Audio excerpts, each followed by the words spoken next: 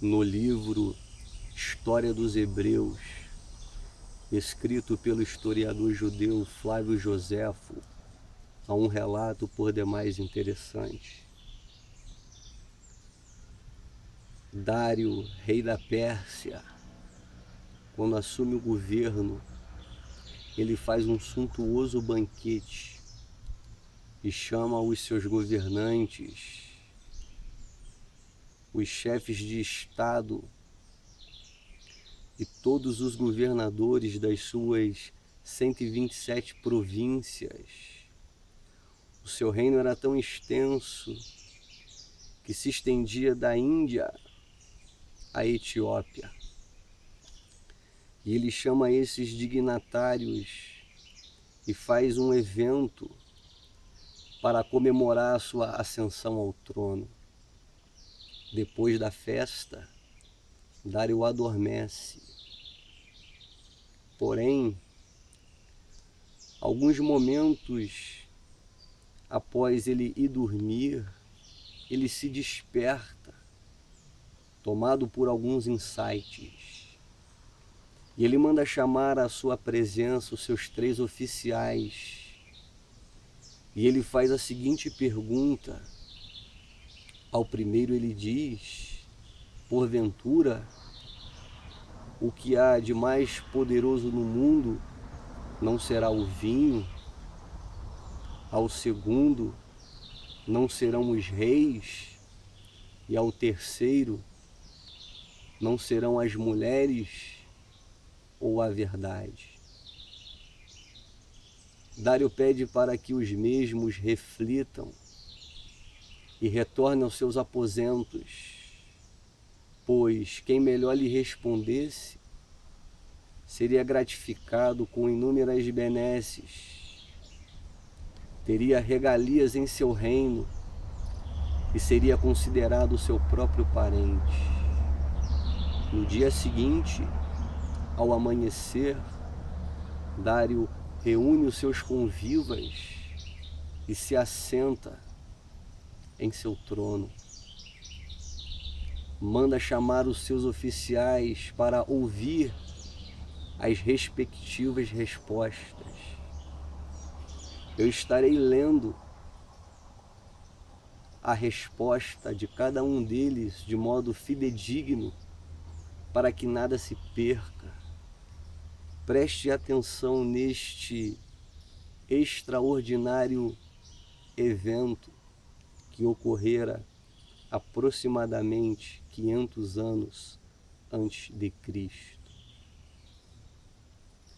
O primeiro, para mostrar a força do vinho, falou assim: parece-me não haver melhor prova para mostrar que tudo cede à força do vinho, que vermos como ele perturba a razão e põe os próprios reis em tal estado que eles se tornam como crianças, as quais têm necessidade de serem guiadas. Como dá aos escravos a liberdade de falar, deles tirada pela escravidão, e torna os pobres tão contentes quanto os ricos. Como muda de tal sorte o espírito dos homens, que mesmo nas maiores misérias afoga os sentimentos de sua desgraça. Como faz esquecer a própria calamidade e os persuade de que estão em tal abundância que só falam de milhões. Como lhes põe na boca as palavras que usam os que se encontram no cume da glória, eles tiram o medo das pessoas mais temíveis e dos maiorais monarcas. Como os faz não conhecer e até odiar os seus melhores amigos. Depois, eles adormecem, e despertando encontra-se com um espírito tranquilo, e nem se lembram mais do que disseram ou fizeram durante a embriaguez. Assim, creio que o vinho deve passar pela coisa mais forte do mundo. Depois que o primeiro assim falou em favor do vinho, o outro, encarregado de mostrar que nada se compara ao poder dos reis, procurou prová-lo com estas palavras: ninguém pode duvidar de que os homens são senhores do universo, pois dominam toda a terra e o mar, e fazem tudo o que os elementos para o bem que lhes parece, mas os reis governam os homens e reina sobre aqueles que dominam todos os animais. Que há, pois, que se possa comparar ao seu poder? Eles governam seus súditos, e estes estão sempre prontos a obedecê-lo. Eles o põem, quando lhe apraz, em todos os perigos da guerra. E embora seja necessário forçar muralhas ou combater em campo aberto, ou atacar em montes inacessíveis, eles não impõem dificuldade para se expor à morte e obedecê-lo. Depois de vencerem as batalhas, obtendo vitórias à custa do próprio sangue, toda a vantagem e toda a glória reverte em favor do rei, bem como o fruto dos trabalhos e dos suores daqueles que dentre o povo, que enquanto os demais pegavam em armas, cultivavam a terra.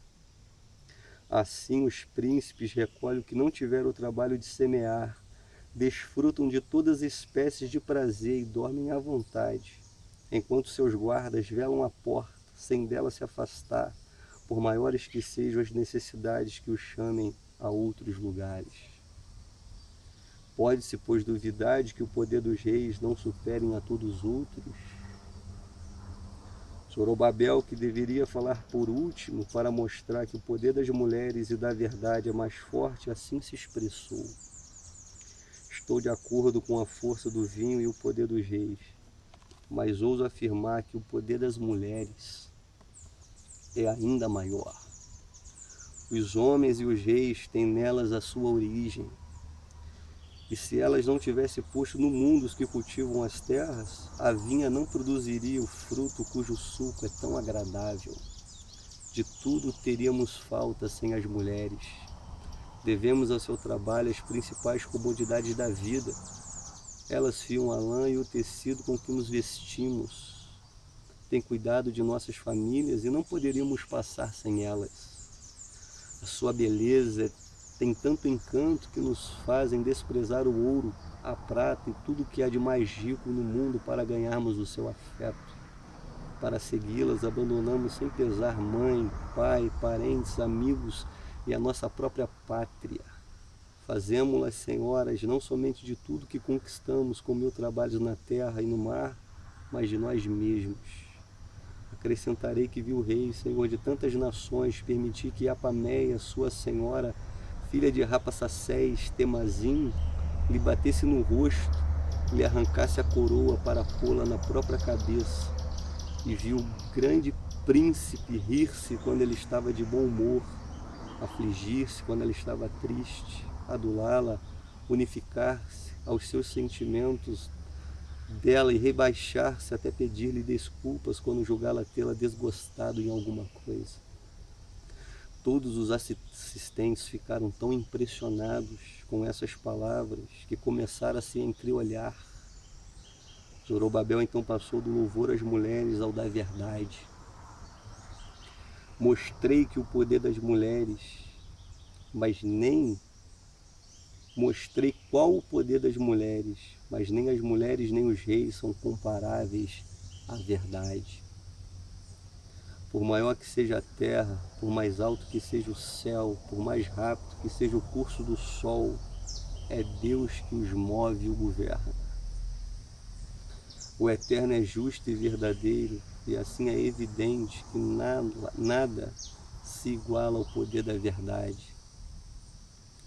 A injustiça nada pode contra ela, enquanto todas as demais coisas são perecíveis e passam como um relâmpago, ela é imortal e subsiste eternamente. Assim digo, as vantagens com que nos enriquece não duram menos que ela mesma. A fortuna não poderia tirá-la de nós, nem o tempo alterá-la, porque está acima do alcance deles, e ela é tão pura que nada pode corromper. Zorobabel assim falou e muitos louvaram-no e confessaram que ele havia provado muito bem que nada é mais poderoso que a verdade, a qual jamais envelhece e não está sujeita a mudanças. Essa história antiga revela 4 forças 4 poderes, cada um com as suas especificidades e particularidades. A força do vinho, que representa a força de tudo aquilo que tem o poder de alterar o nosso estado de consciência, que tem a força para nos desnudar de toda a moralidade, de todo o pudor, de toda a superficialidade e revelar a nossa própria natureza. Os reis, que representam a força do poder atribuído, um poder dado a um ente finito, porém que resulta em proporções inimagináveis. A força das mulheres, que representa a força da beleza, da suavidade, do encanto feminino, capaz de fazer prostrar aos seus pés até os mais poderosos.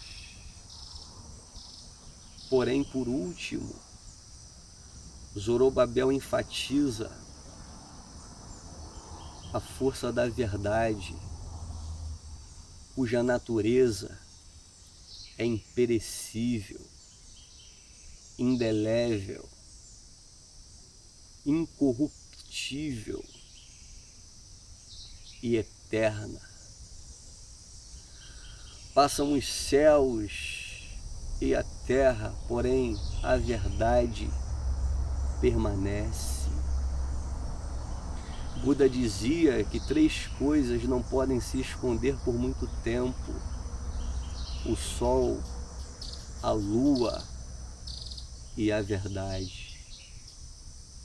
O místico indiano Rajneesh diz algo interessante.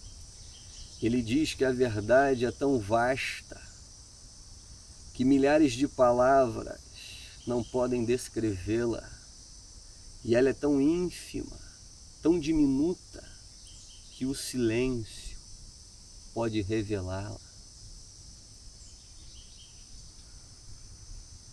Interessante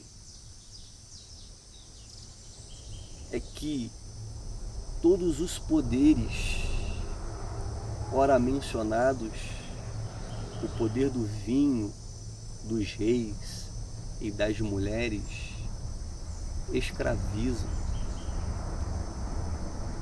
mas é só a força da verdade que liberta. É só a verdade que te faz livre, que te livra das superstições. É só a verdade que te livra das superficialidades, dos condicionamentos, do medo, em outras palavras, das trevas, da ignorância. Vale salientar que aquele que comunga com a verdade se faz um com ela, de modo que ele se torna ilimitado, transcendente, místico, beatífico. Ele se torna uma translúcida escuridão. Nele, as polaridades se convergem e se transformam numa síntese mais elevada. Embora haja muitos poderes no mundo capazes de influenciar a consciência, capaz de zumbificar o ser, escravizar o indivíduo, nada se compara à verdade, pois ela não apenas transforma a superficialidade, mas ela modifica o ser. Até o nosso próximo encontro e que o Eterno nos abençoe.